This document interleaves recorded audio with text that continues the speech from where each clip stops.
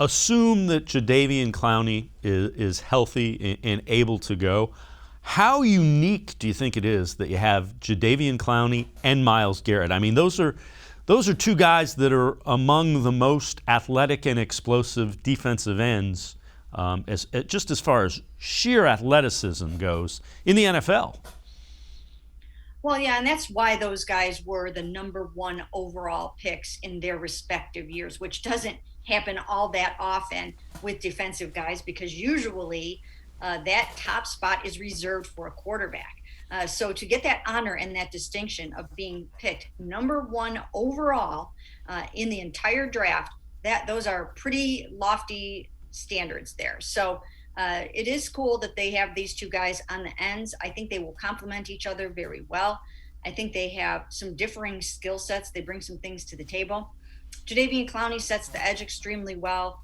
He also puts on a lot of pressure, doesn't always necessarily get home to make the sack, but if he is taking a little attention away from Myles, that could pave the way for Myles to have really just a monster season, which is what the Browns really need him to have from start to finish. Put together a whole entire season and really make a run at NFL Defensive Player of the Year for the first time.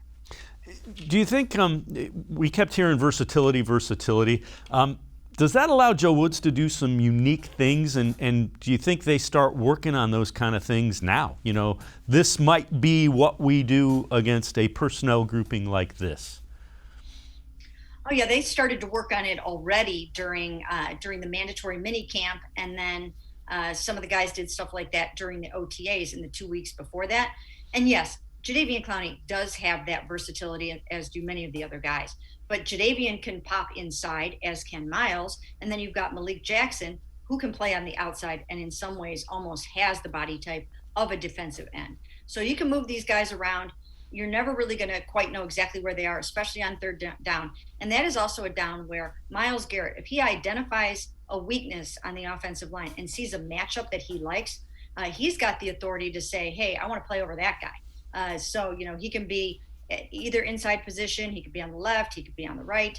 And he has the chance to say, you know, let me try to do this here. And we saw him have success with that last year where he would line up inside over a guard, an unsuspecting guard, and then, you know, squirt through and punch the ball out. So I think you'll see more of that this year.